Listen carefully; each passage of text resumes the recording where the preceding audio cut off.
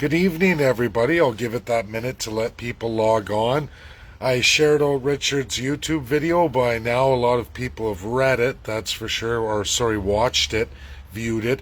I've had a few messages back. There's some alarm bells going off, and I think a lot of people either don't quite understand what Richard was throwing down, or Richard just didn't get into enough on political will. Richard does a tremendous volume of presentations. He's phenomenal. He's been inspiration for me. But I want to highlight something from his YouTube video. Unlike Richard and a lot of world academics, they're focused on one area and one area alone. That's their life. That's their passion. They're gifted. They're majorly influenced by all the work they do and the research they do. That's their specialty. That's just one of several things I've had to gravitate to on my journey to build the CCP. And this is as much for Richard as it is for all of you. And I want to highlight one of the main points that Richard hits. He doesn't go into enough detail on this particular video that I'm going to fill in for all of you in just the role of Canada. Everything I do for the CCP, everything I'm doing to get towards the finish line for the 2023 general election, to give Canadians an opportunity in real constitutionalism, is this. There has never, and I repeat, never been a country in the history of all written word big C constitutionalism, in all the years since the United States, through every other country, and even all of the preceding international constitutions, so to speak, rules of governance over the affairs of the world nations of each time period. And there's many that are a lot older than just the United States written word. I've gone through all of it, Richard has too, along with many other world academics. Canadians, never has an entire nation ever gone through constitutional conventions. Every single human being. That's one thing. One thing to start with that takes us from a place that's fundamentally different than any other nation currently in the world today. Not a one in any constitutionalism has ever gone out and actually done conventions by every man, woman over the age of 18 in their entire nation. Nobody's ever embarked on that. This aggressive platform I'm putting forward, an idea to go forward, is just that. Every man and woman over the age of 18, regardless of how you identify, that is to each their own, every adult over the age of 18 would be included in constitutional conventions. That's number one. No one's ever done that. No one's given the power to the people in that respect in any kind of real democracy, let alone design a written word constitution. Okay? Richard highlights in his great talk, he highlights political will. Unfortunately, when you look at what political will is in the world today, of the 70% of the UN states, I talk about it all the time, full autocrats, civil law, socialists. We even heard from Richard about India. I've already gone through India, and I did the correlation between the powers of Governor General, Lieutenant Governor overriding their court system too. Unfortunately, although India gained independence, the King's Court was never removed. That's inherited of every elected government, which can then take the power over their respective parliament legislatures to, in fact, amend the Constitution as they see fit. And even the written word, if they don't want to follow it, the politician just mandates one of those crown positions, exactly like Canada, taken from Queen Elizabeth and the UK of old, before World War II resolved, before the UN Charter of 1945. They had taken that power in 48 for themselves, the old system that should have been abolished. There are many Richard goes through and lays out all the states with the most rights for all the people enshrined. But again, he talks about political will. There's no political will. Well, what is political will? There are three forms that can force political will by the people. If we all set about in constitutional conventions, i.e., highlighting three items to force political will, designing how to govern. Number one, here you go, Mr., Miss Politician, man or woman or other. You've been elected to this position. Here is the constitutionally mandated rules of governance, how to govern. There's two there. How to govern, and then rules of governance. Meaning, you can govern, and this is how you do it, but there are rules inside that written word by you, the people, that you must follow this, and you place the checks and balances in. Now, you can look at the USA Constitution. Richard's right, as are many countries of the world. They're limited, they're old institutions. But when you look at the regions, when you break down the 50 states, and in the federal constitution that delivers a division of powers to the states, you'll find those written words are between anywhere from 250 to nearly 500 pages, depending on the state. The list of amendments is long. The rules of governance, how to govern, and then third, accountability, are there. Now, it's not perfect. It's not perfect, and it's only in a division of power. Imagine for a moment as a builder, not a lawyer, like a founding father of USA, and so many of you who will be the founding fathers and mothers of the new Canada going forward. All of you, millions of you that want to participate, who will have the afforded ability to participate. You will be made to participate at your time and your will. We will make that happen. For every individual over 18, you will get the power to put in the three items of political will, constitutionally mandated, not only federally, as we dismember the Crown autocratic power entirely from the Constitution of Canada, replacing it with we the people. Richard's right. I see 106 human, civil, and federal charter rights that should be given to all of you. Unlike Richard, I deviate because I'm a tradesperson. I've built my whole life. Maybe it's because I'm an economics grad, not a law student.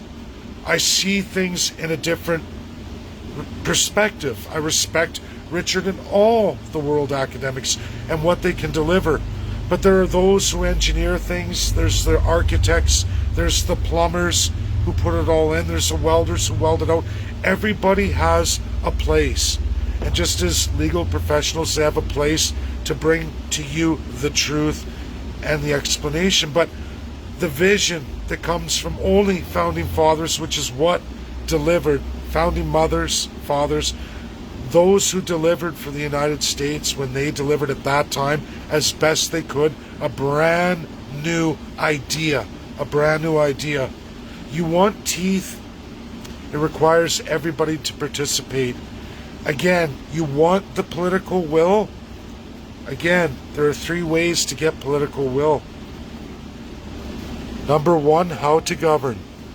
Number two, the rules of governance. I mean, absolutely codified.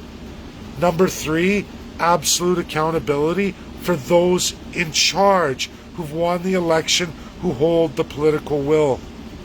Should you not, like in America, put America first, you're going to be held accountable.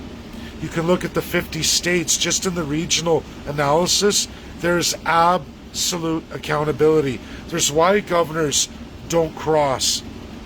A lot of things people don't know, but I don't skip these things or narrow my focus. And this isn't me putting anything on Richard or anybody else. It's the fact that there's other avenues here that have never, ever even really been discussed by anybody in any nation, let alone ever participated in by any nation. When I go forward with we the people, I truly mean we the people. Simple speak, simple constitutions for everybody.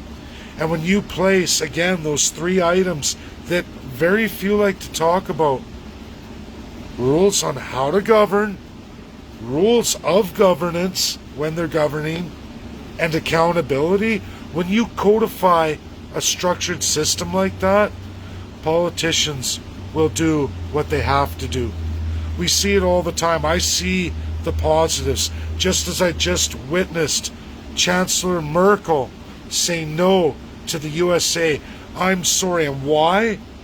Because of the dignity of her people. As Richard highlighted, we just watched Chancellor Merkel say no to President Joe Biden, of tremendous superpower, and choose Russia over the United States of America because she knew it would hurt her people. It would remove their dignity. It would remove the fundamental clauses inside the Constitution, which, when you read that imposed Constitution post World War II, 1945, that the Allies placed upon Germany, transforming Chancellor Merkel's position that she holds now, it was transformed in 45. Hitler's way of utilizing it was gone forever. Now, if we do nothing and we sit there and hope for political will, I think as Canadians, all we're going to wait for is the day a Hitler does rise.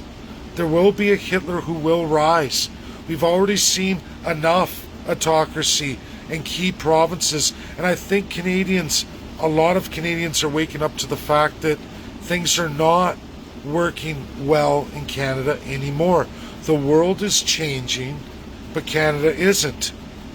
We remain trapped in a time and era that no longer exists today. It requires a massive dismemberment of the Canadian Constitution.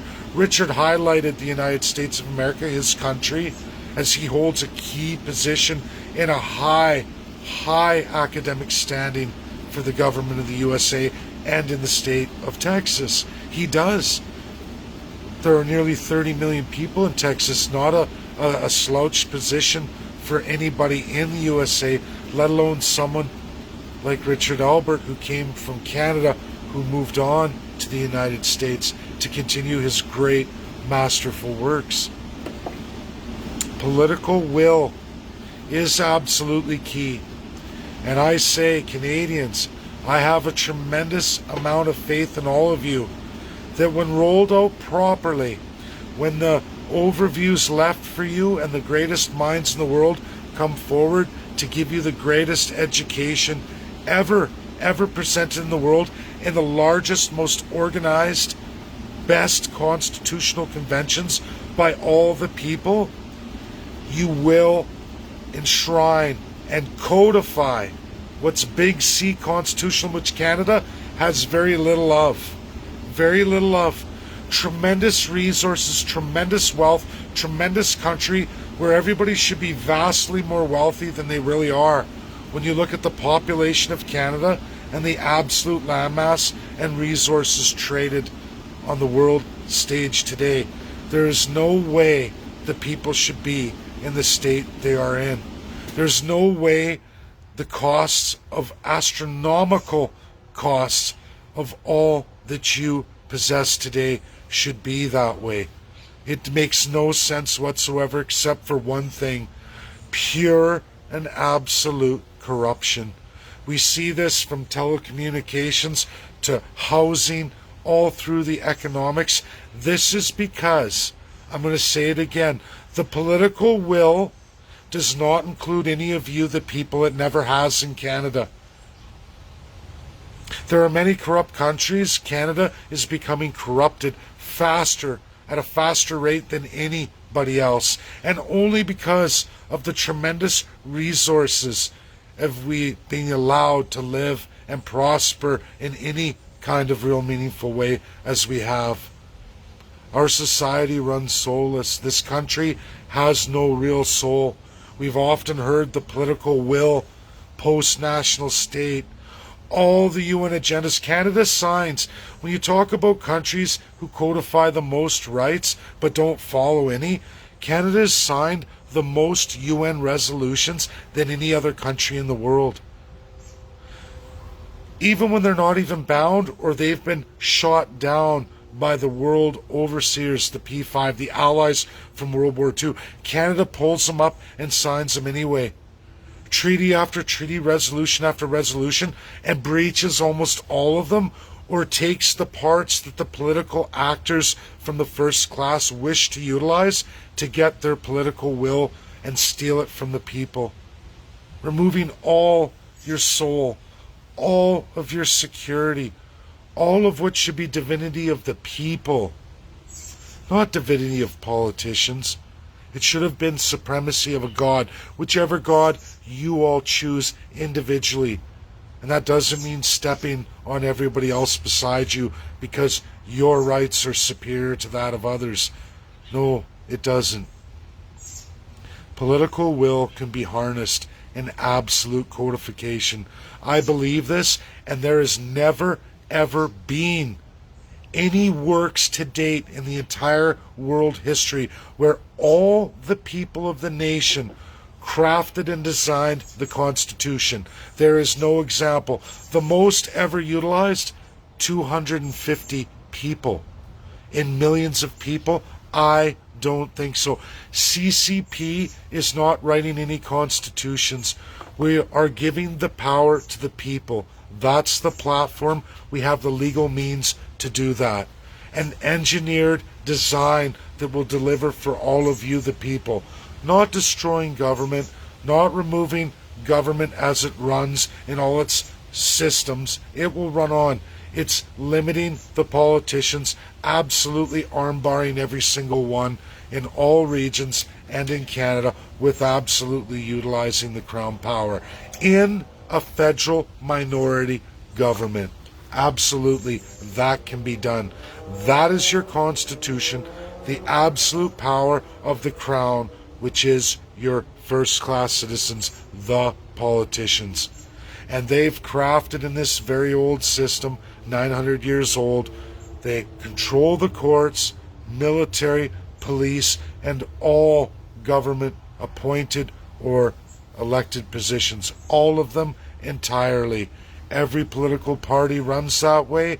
This system no longer works in the world today. And all you will ever get when you, the people, don't even exist in the written word is a soulless zombie mass who will be abused by an elite autocracy. And one day, as even China spoke out and said, how is it you can go on, Canada, without amending your system to show the world that your genocide will never happen again? The answer is they can't. As long as the written Constitution stays the way it is today, we're only one election away federally from a Nazi Germany to the likes of Adolf Hitler. That could be reality in Canada any day of the week. If you don't believe me, look at First Nations genocide. Read the Indian Act. Read the Constitution of Canada and the powers of the absolute autocracy. This needs to be removed. And if we're going to do that, if we're going to take the crown, let's do something as a beacon of hope that nobody in the entire world has ever seen before, ever experienced, or for all people to do. Every man and woman in all its entirety over the age of 18 sit down for a 3 to 6 month period and work this all out. We can codify all the rights. We can put in rules of governance, how to govern and absolute accountability. You do that. You take the time in a complete country-wide constitutional convention and you will draft a masterful document to the likes of which the world's never seen, because nobody in the world's ever done it before. It has always been about the few over the vast many. Let's try something new. Let's give the people the power over the political will. and let's set the stage. Faith over fear. I have more faith in the people than the fear of what could happen. That is the autocracy, the system of autocracy that has never delivered. Never delivered, ever. Autocracy has never, ever delivered, except for the worst human atrocities the world's ever known. That's a fact. Maybe as Canadians, we should try something new. I don't know. A new idea that every citizen over the age of 18 could be put into this system, and it could be done at a cost in Canada of $140 million by the world's greatest experts. Now, there's those who may think this is impossible. I don't think so. And I've already gone on that world stage to find all the experts, and I believe it will happen. Richard Albert, you're an incredible mind, a great man. I enjoy everything you've shared with me, the great adventure you took me on. But this is what the people need of Canada. It's brand new, maybe it is scary, but faith over fear, and let the academics do their magic, and let's get political will by codifying it in constitutionalism. It's never been done that way, ever. Very limited. Very limited.